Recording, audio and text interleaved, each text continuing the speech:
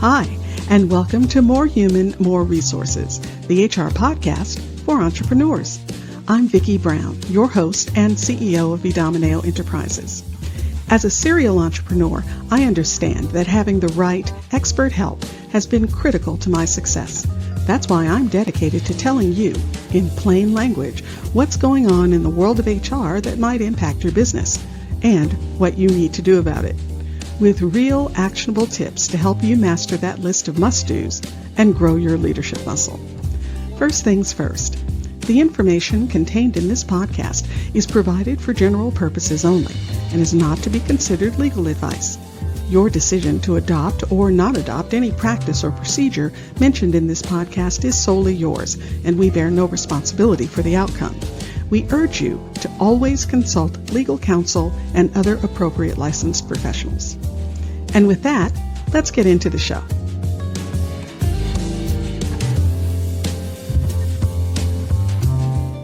You're listening to Season 4, Episode 20. Well, it's spring, and that means summer is literally right around the corner.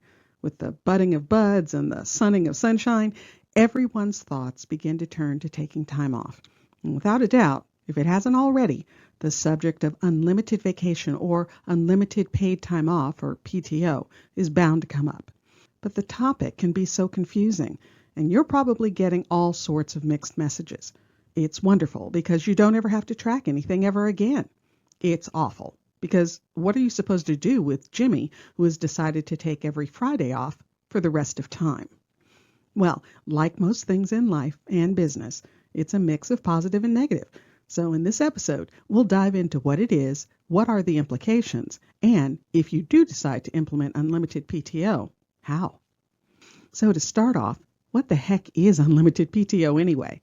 Well, it's the concept that an employee can elect to take as much paid time off as they wish, as long as they follow some basic protocols, things like getting manager approval or advance notice.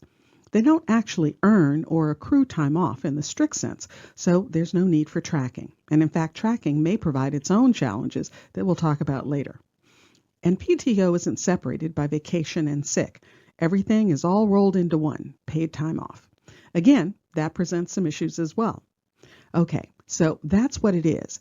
But why is unlimited PTO a thing anyway? Well, oddly, it kind of all started in Silicon Valley. Now, I say oddly because most of the difficulties with unlimited PTO are actually around California and similar states' laws. But anyway, back in the .com days, a lot of tech companies started putting unlimited PTO programs in place.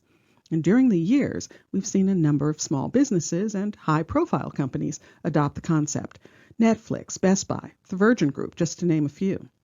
The thought was, give employees more flexibility and simply hold them accountable for productivity and let the rest take care of itself.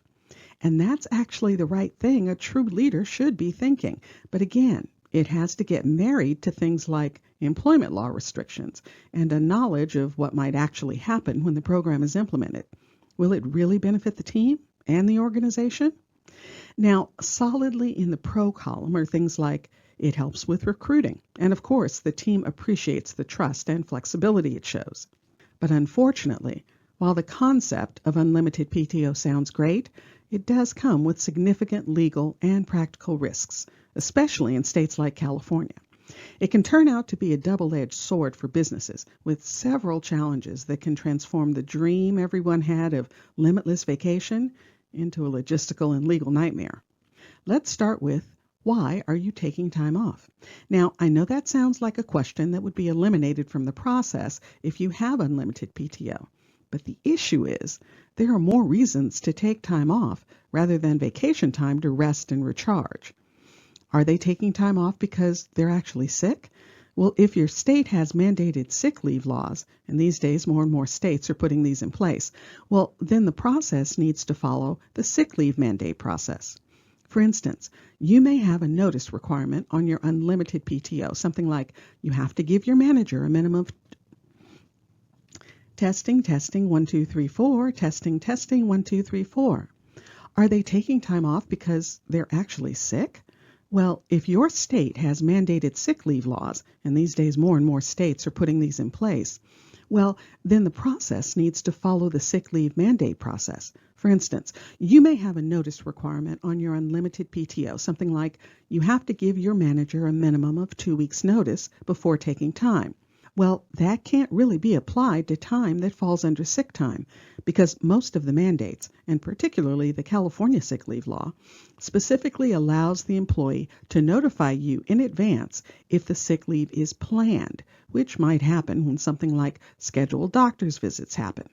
But if the need is unforeseeable, things like an unanticipated illness or a medical emergency, they only have to give notice as soon as practical, which very well might be the same day notice. And add to that, the state requires that employers, even those with unlimited PTO plans, separately track sick leave accrual and use. So you still have to have that administrative part that you have to take care of. Now, aside from sick time, there are other reasons for time off that may cross into other regulations. Maybe all or part of the leave qualifies for FMLA or American with Disabilities or some other protected leave. Well, aside from the impact that might have on time, generally those leaves have notice requirements as well. For instance, if someone is taking what you might just think is unlimited PTO, but it turns out it's to take care of a personal medical condition, well, that may fall under FMLA. And FMLA has a clock that immediately starts running that requires you to provide certain notices to the employee within a certain time frame. And if you don't, you open the company up to fines and penalties. So all that to say, those assortment of laws and their requirements mean you can't be in the dark about what type of leave this really is, or you might miss something critical. Now, on to the fun one.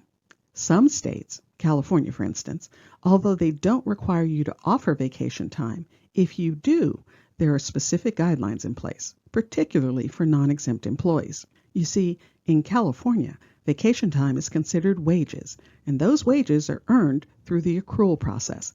That's why you're required to pay out anything that hasn't been taken when someone leaves. There are also guidelines around use it or lose it, you can't, and rolling over unused time. So if you're going to put your non-exempt employees in an unlimited PTO program, you're going to have to carefully navigate how you do it, the language you use, and the day-to-day administration. Oh yes, there is administration.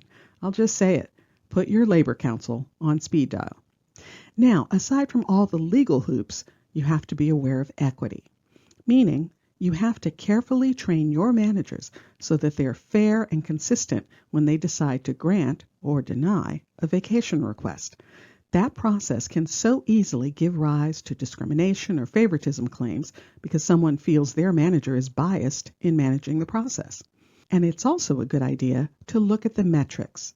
Are highly placed employees or a particular group approved or denied more than another group? Listen, while actually tracking the amount of time taken could have a negative legal impact on the validity of your unlimited PTO program, hello, counsel, knowing what's going on with the program is vital. Who's taking time and how often? But it's such a good thing for my team. Even with all the potential downside, we should definitely do it, right? Well, you might be surprised to know that reports show that employees in unlimited PTO policies actually tend to take less time off. And of course, there's the possibility of a little twinge of resentment from the employees who are seeing their colleagues take quantities of time off. Because let's be honest, in every group, there's that one person, that one that will take full advantage at every opportunity. And that can cause some resentment with the rest of the team. Now, I'm not saying it's impossible to handle. Just be aware and ready, because you very well will probably have to address that situation or something similar. Now, there are other options. You could consider alternatives to unlimited PTO policies. You could offer floating holidays as part of the package. The number of floating holidays can vary depending on your policies and maybe even the employee's tenure.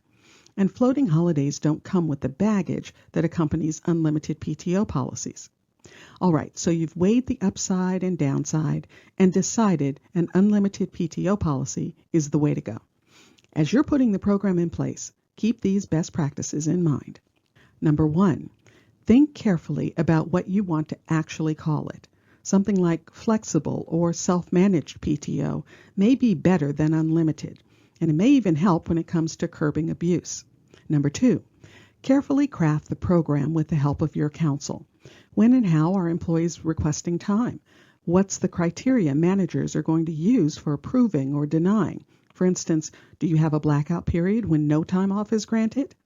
How will you know the nature of the time off request so you can know if some other employment law program should apply? What are you going to do with existing vacation time? Number 3, create the manager training program and guidelines. And train. Remember, your managers hold the bulk of the baton for making sure the plan stays on this side of the legal line. Number 4, clearly communicate the program, the reason for implementing a new program. Things like the fact that the program is a partnership. The company provides self-managed time off, and conversely, you fully expect that the employees will continue to be productive, work to their potential, and meet all deadlines. What happens to existing time off? How will they request time, etc.? So my key takeaway here is you might find that a flexible or self-managed PTO program, see what I did there, is just the thing for your team. But don't do it on a whim. Look carefully at all the pros and cons.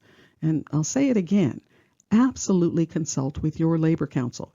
There are far too many regulations in the patchwork of labor laws that you need to consider. But once you've done all that, make it happen. And drop me a line to let me know how it's going. If you found this information helpful, please leave a review and tell a friend. Thanks for spending the time. Until next week, same time, same place.